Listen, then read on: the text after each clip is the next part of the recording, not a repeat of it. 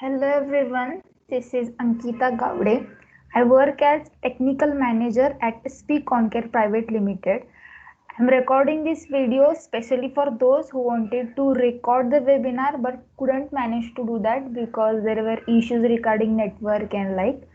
So this is the topic of presentation, Structural Strengthening by FRP System.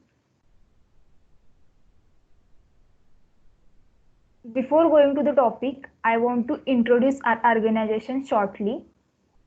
SP Concare Private Limited is one of the construction chemical manufacturer who has touched most basic and far advanced aspects of construction and other industries. It was established in 2008 and since then we have managed and succeeded in exceeding the standards established by topmost companies in the world. We have excellent track records of customer satisfaction. We have never compromised with quality and services provided to our customers. We have well-equipped laboratory with state-of-art equipments and machineries required for material testing as per various international standards.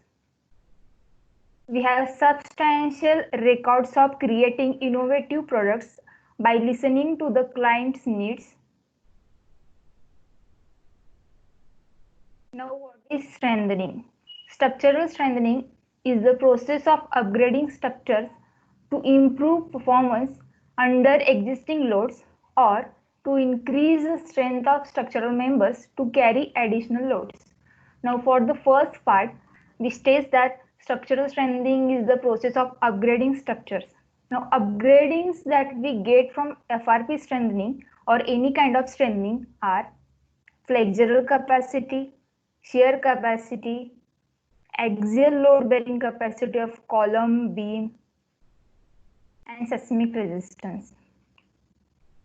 Now, for the second part, we state that to increase the strength of structural members to carry additional loads. For this, I want to give an example of column. So this is a column which has its original load capacity of 20 kilonewton and I want to increase from 20 to 40 kilonewton. Now techniques we use to enhance that capacity from 20 to 40 that called as structural strengthening. Now, why strengthening? Why strengthening is important in our field? So there are three types of error. Errors occurs before construction of building, error occurs during construction of building, and error occurs after construction of building, for which we require strengthening. Now, first type of error occurs before construction of building, that are loading specification errors, change of code, and drafting errors. Wrong calculation regarding loads or omission in considering particular type of load may lead smaller value of design load than actual coming over the structure, which may create lacunas in structural system and for which we require strengthening. Then change of code. Codal committee keeps continuously working on codes and revisions may occur in span of 1 to 2 years. But designers design these buildings or structure as per original or old guidelines, then it may create lacunas in structural system and for which we require strengthening. Drafting errors. Draft person appointed at consultant office may not have technical background and lack of which they create errors and for which we require structural strengthening. Then second type of errors are error occurs during construction of building, that are insufficient compaction. Compaction plays a vital role in concrete placement and due to lack of this compaction, it may leave voids or honeycombing on concrete surface and due to which concrete may lose or lack its strength for which it is designed and for which we require strengthening. Inadequate curing time. Concrete requires a proper curing of 28 days and for hydration reaction to complete this hydration reaction and lack of curing, concrete may not gain expected strength and for which we require strengthening. Poor workmanship. Poor workmanship may cause omission of reinforcement, omission of a beam that was originally given in the drawing, and which may create again lacunas in system and for which you require strengthening. Now error occurs after construction of building. That error we call service stage errors, that are overloading. Suppose this is one building and that was originally designed as a residential building, but in future they want to use as factory building, and due to which it may cause overloading and for which we require strengthening. Upgrading. Suppose there is one building originally designed for G+1, and in future they want to upgrade it from G+1 to G+2. Now this may be the reason of strengthening. Earthquake or seismic forces, lack of regular maintenance, concrete deterioration. I want to specially share here a phenomena of concrete deterioration. As we know that concrete is porous in nature, it has minute level of pores on its surface. Carbon dioxide present in atmosphere, which is in very small percentage, that is 0.04%. But when this carbon dioxide penetrates through that pores, it may react with hydration products of cement. One of the hydration products of cement is calcium hydroxide, CaOH2. When this carbon dioxide reacts with calcium hydroxide, byproducts of this reaction is calcium carbonate, that is CaCl3, which may corrode steel reinforcement, and due to corrosion of steel reinforcement, original steel surface may start to expand. Now as we know that concrete is brittle in nature, it can't take that expansive forces, because of which it may crack. Now this phenomena we call as fracture of concrete, and due to further corrosion cycles and due to further penetration of carbon dioxide, stage may come at which this fractured concrete may fall off from original substrate. This phenomena we call as spalling, and due to this spalling, structural system may create lacunas and for which we require strengthening. This can be a huge reason of structural strengthening.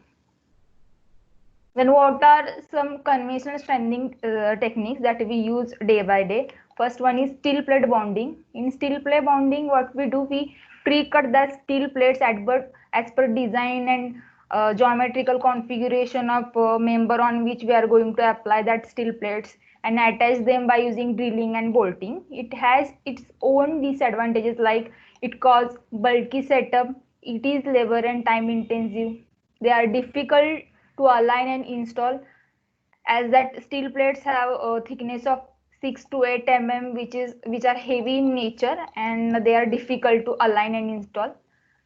Design needs to cater for weight of steel plates. Now substrate on which we are going to attach the steel plates must be strong enough in order to carry that weight of the steel plates. It requires heavy equipment for drilling and bolting. Steel plates need to be tailor-made, that is pre-cut. Drilling and bolting may cause further distress in already distressed structure.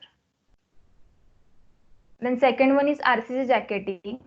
In RCC jacketing, what we do, we add new reinforcement and new concrete altogether, and which has disadvantages like bulky setup with massive formwork.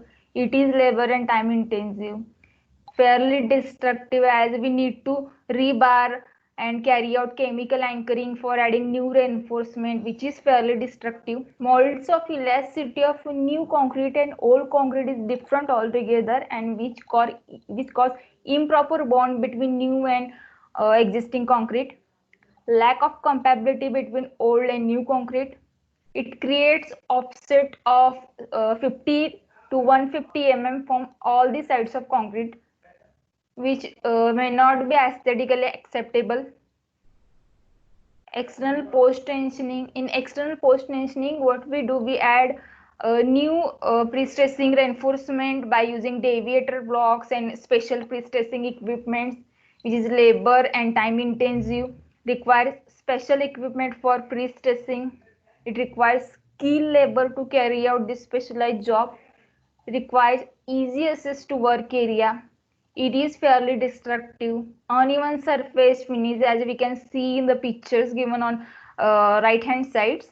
It causes offsets, and uneven surface finish may not be aesthetically acceptable. Now, in order to avoid or overcome all these disadvantages or limitation of conventional strengthening systems, there is advanced strengthening system. We call it as FRP strengthening system.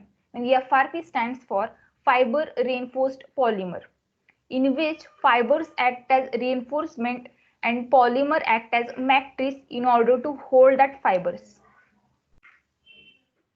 Now history. Before proceeding into the details, I want to take you through history of FRPs. Europe.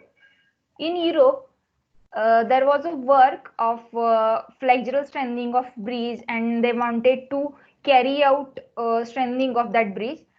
In that time, they considered steel plate bonding as a viable technique for flexural strengthening or any kind of strengthening.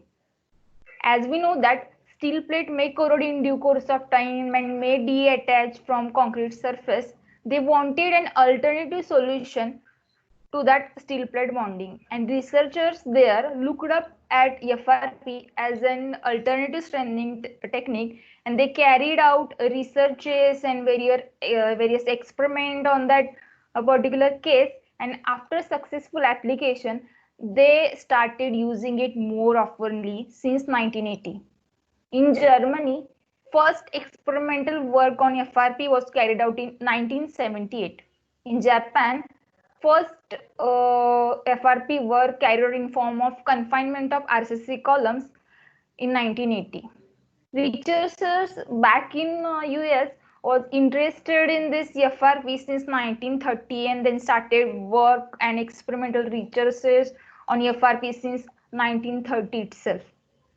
In India, researches started in 1997.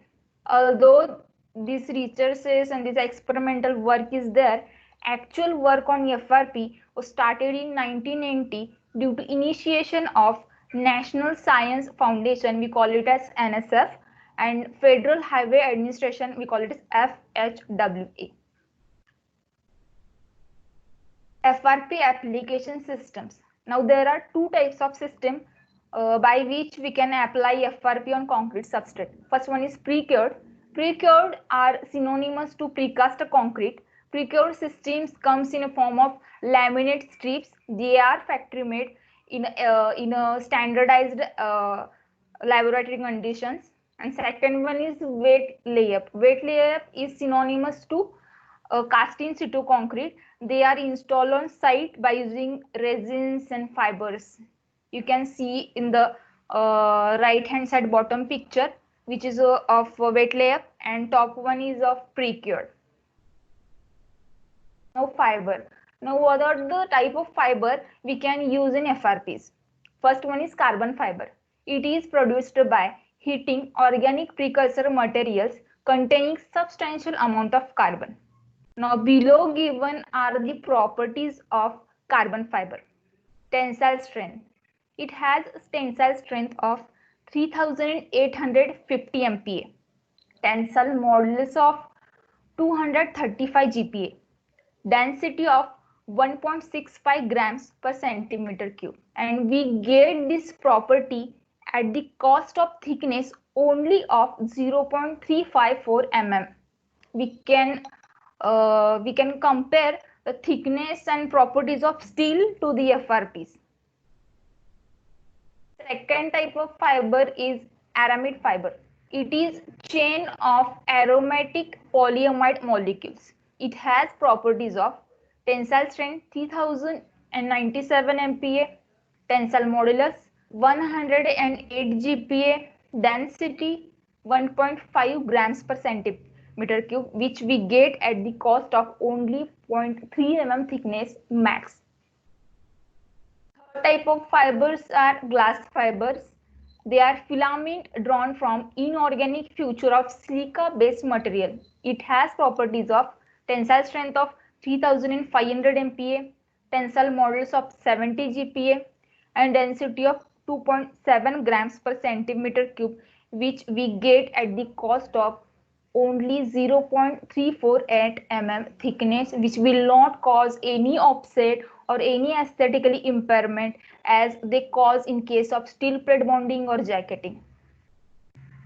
Resin. Now, what are the resin that we can use in FRPs? First type is epoxy, polyester, vinyl ester, polyurethane. Now, all these four type of resins have good resistance to water, electrical conductance, and environmental corrosion or erosion, whatever we can say. Now, products. Products involved in this two type of system that we are going to see in this slide. First one is procured or bond critical applications. Dripstar 122. It is epoxy putty. We can fill it in cracks.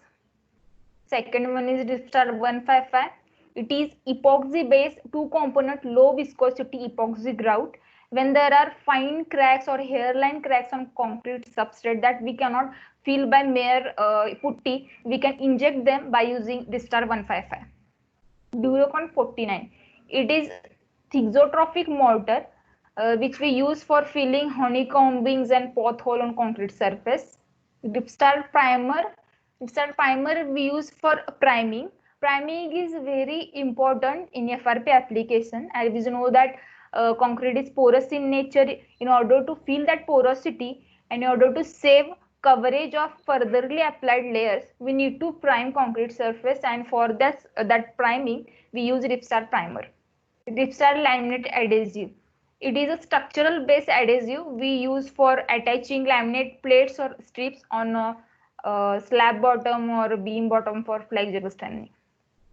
Then second type is wet layup system or contact critical application. Now product involved in this system are Dripstar 122, which is epoxy putty. I have already discussed about this. Then second one is Star 155, low viscosity epoxy injection grout. Durocon 49, Star primer. Now this is Saturan. This act as saturant or a polymer matrix for wet layup systems. Star fiber, top coat or sand sprinkle. Now please note that if anyone want to plaster that surface and hide that FRP strengthened surface, they can plaster it by applying sand sprinkling on wet saturant for better bonding of plaster, or else they can also use top coat instead of plastering.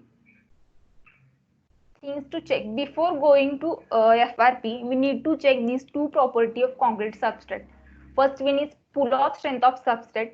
It must be greater than 1.5 MPa, and compressive strength, it must be equal to or greater than 17 MPa. Please note that these limitations are only applicable for bond critical application. There are no any such limitation on contact critical application like wrapping of FRP by wet layup system on beams, columns, or any type of structural member.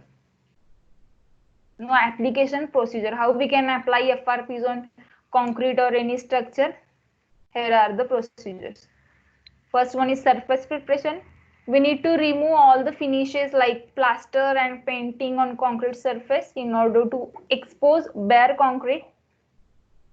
Concrete surface need to be smoothened by using grinding so that there will not be any voids or potholes. We need to chamfer all the sharp corners of substrate in order to avoid stress concentration at the corners. Surface repairing, where there are potholes or honeycombings on concrete surface, we need to fill them by using thixotrophic mortar Durocon 49. When there are hairline cracks, we can inject them by using epoxy based grout, that is Dripstar 155.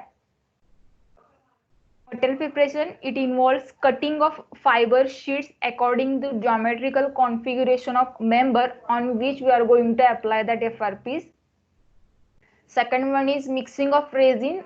All the chemical components that we are going to use in FRP are two components that comes in part A and part B, and we need to mix them together in order to form our product for application. Application Dripstar primer, as I already discussed about it, we need to fill all the porosity of concrete and saturate it by using Dripstar primer. Saturation of substrate using Dripstar saturant. application of sheets, rolling to remove air gaps. As they are contact critical application, we need to remove all the air gaps in order to avoid impairment of bond between FRPs and concrete substrate. Second coat of saturant and sand sprinkling. Now what is impregnation? Impregnation means soaking of fiber sheet into the matrix or saturant. You can see in this picture, fibers are showed in black color and resin is in blue color. It is a picture of completely impregnated fiber sheets.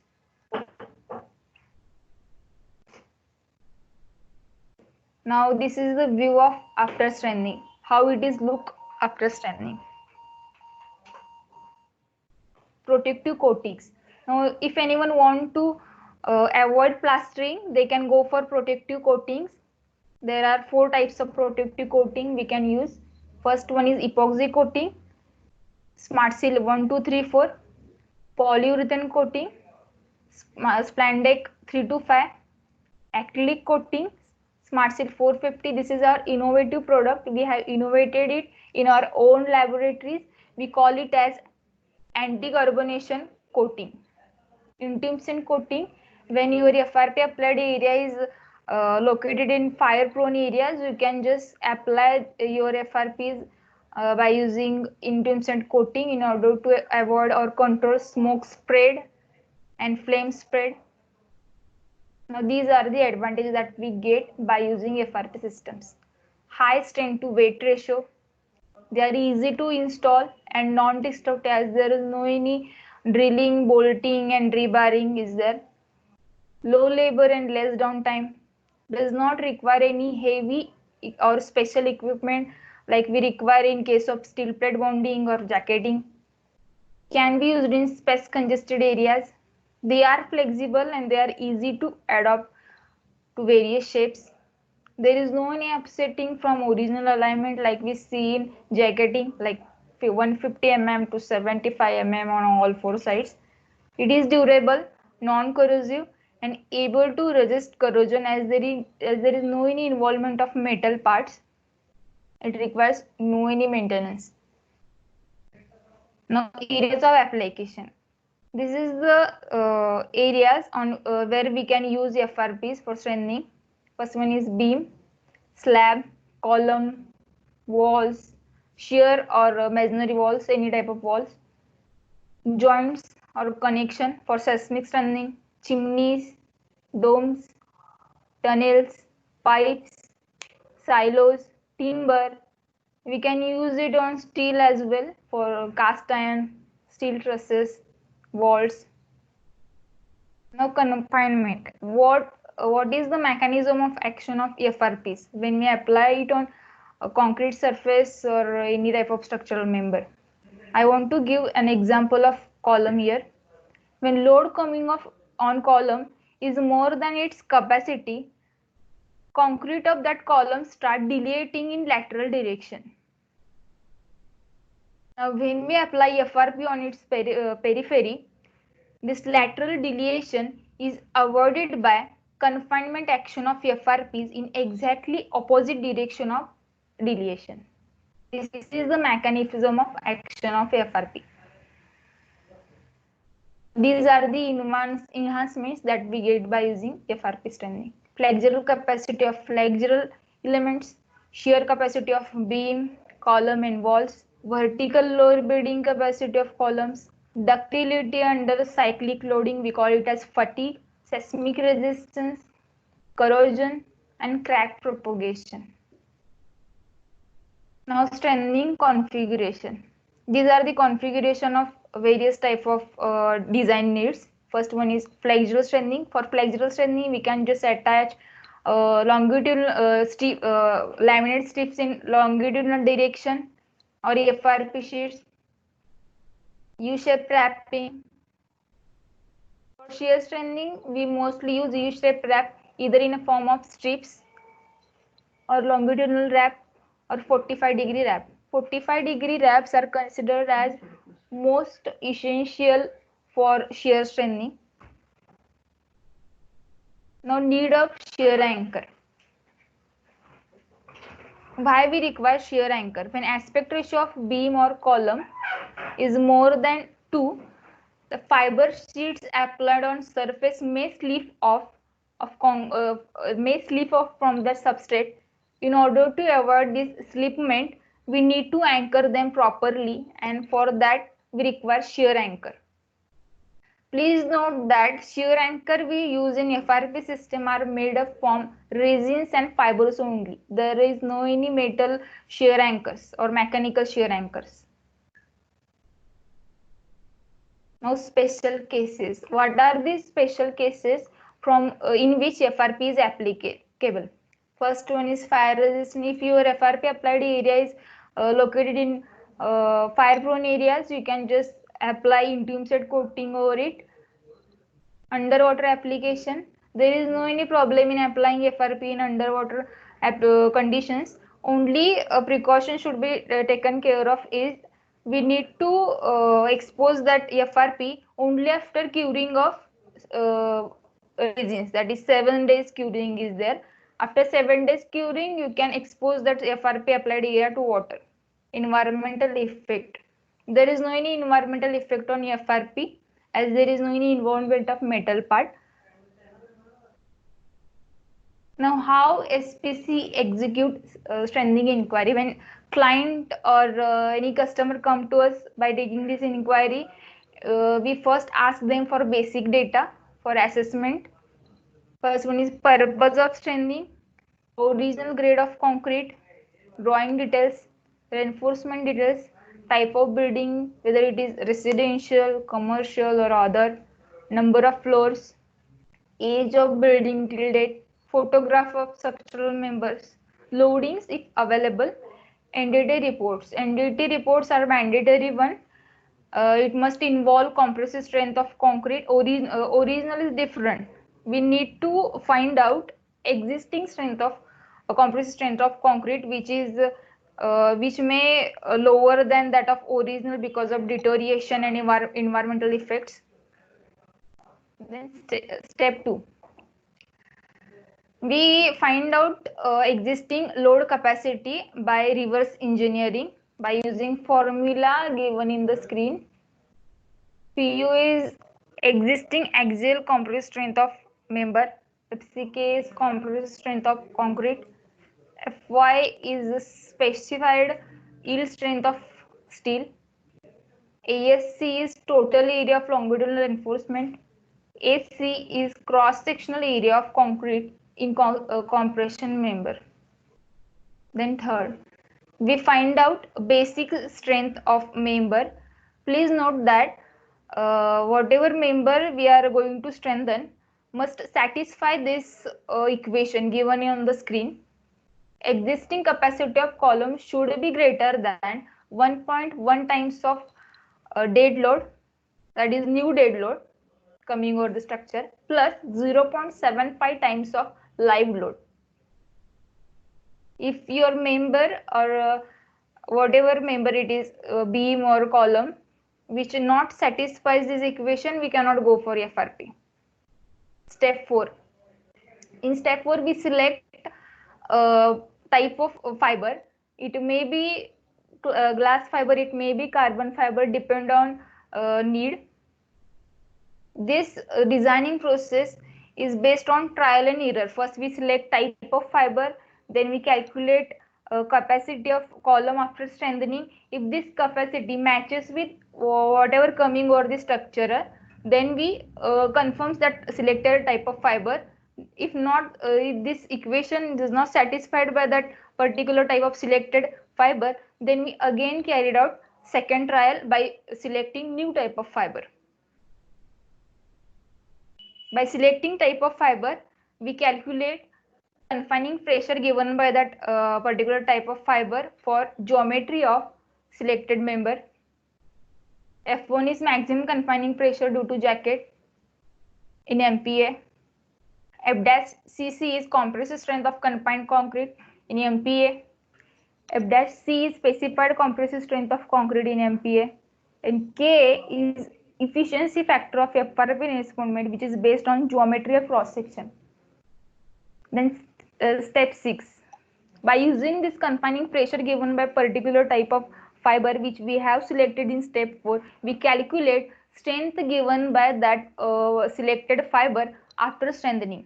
If this strength matches with that of coming over this structure, then we select particular type of fiber and ends the designing procedure. If not, then we again select new type of fiber and again carry out step 5 and step 6, as this is trial and error method. Then fatigue resistance of FRPs. Substantial data on fatigue behavior is generated from materials used by aerospace industry, as it was firstly used in aerospace industry itself. After 1 million cycles, fatigue strength of CFRP is generally between 60 and 70% of initial static ultimate strength and is relatively unaffected by the moisture and temperature exposure of concrete structure. So when there are fatigue or cyclic loadings are coming over the structure, we specifically suggest CFRPs rather than GFRP and AFRP, as they have less amount of fatigue resistance to that of CFRPs. Then creep resistance of FRPs. GFRP and AFRP material subjected to sustained load can suddenly fail after a period referred to as endurance time. Now please note that endurance time is totally dependent on environmental effect on this fiber.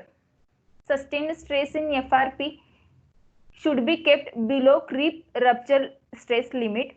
The strength of FRP is available for no sustained loads. Carbon fiber is least susceptible to creep. So when there is creep coming over the structure, we specifically suggest CFRP here, as well as it has more creep resistance than AFRP or GFRP. Now our work in this field. We had developed a new type of resin which is based on polyurethane. We named it as NDR, newly developed resin, in order to check its performance and its efficiency in strengthening applications. Professor Sagar Patil carried out research on this NDR, and the research papers was published in international standard. And here are the clippings of that papers. There were 3 types of papers. You are going to see just clipping of that paper in upcoming 2 slides. First paper was of multidiscipline modeling in material and structures. Second was of optimization of dynamic properties of dynamic composite shaft in NDR and other saturants. Whatever you are seeing on screen is just a clipping of that paper. Third one was optimization of design variables of carbon and glass composite laminates. Now, indoor test. In order to check efficiency of FRP application on particular member or to create documentary data, we just carried out indoor test on column and beam as well. Now we are going to see first on columns. Total 12 specimens were casted. Out of 12, 6 were of circular cross section having dia of 150 mm and 6 were rectangular and their cross section was 150 by 150 mm. All specimens were provided with 4 bars of 12 mm as longitudinal reinforcement and 8 mm dia stirrups that were spaced at 150 mm center to center. Out of 6 of each type, that square and circular, 3 were wrapped with 900 GSM unidirectional glass fiber sheets and 3 were control specimen. Now these are the pictures taken during testing. Testing was carried out on 1000 kilonewton capacity loading frame. Now these are the results. Circular specimen without wrapped with FRP took 45 ton of load. Circular specimen wrapped with FRP took more than 95 ton of load. We are specifying here more than 95 because it could have taken more than 95 and as there weren't any crack or sign of distress, and we could not give more than 95, as capacity of that loading frame was limited to 95 only. So we have specially mentioned here limited by machine capacity. It could have taken more than 95. Square column without wrapped with FRP, it took 50 ton of load. Square column wrapped with FRP took more than 95 ton of load. Again, it is limited by machine capacity. Now test on beam. We also have taken test on beam. For that, we casted 4 specimens. Out of 4, 2 were control specimens and 2 were strengthened with CFRP laminates. Cross section of all the 4 specimens was 230 by 300 mm. They were reinforced with 2 bars of 10 mm as bottom reinforcement and 2 bars of 8 mm as top reinforcement. These are the pictures taken during testing. We can see here both the ends of beam were supported by I section, and loading was applied by hydraulic jack on loading frame of 1000 kilonewton capacity. In first picture, which is on left hand side, you can see member is just arranged for testing, and in second picture we can see the crack was formed on that beam in exactly middle. And these are the result of that test. Load carrying capacity. Average load carried out by control beam was 80.275 kilonewton, and that of strengthened with CFRP laminates was 132.185 kilonewton. Now average shear strength of control beam was 2.32 Newton per mm, and that of strengthened with CFRP laminate was of 3.825 Newton per mm. Case studies. Now in upcoming slide we are going to see work done by us in this particular field of strengthening. First one is repairing and strengthening of RCC chimney. This chimney was completely deteriorated and wide cracks and potholes and spalling were seen on its surface. All this falling and potholes was repaired by Duracon 49, which is thixotrophic mortar. Hairline cracks were injected with Ripstar 155, which is 2-component low viscosity epoxy grout, and the whole chimney area was wrapped with Ripstar 3 fiber 400 GSM, which is 400 GSM carbon fiber for concrete confinement, and in order to avoid any further cracking and distresses. These are the pictures. You can see how wide cracks there were.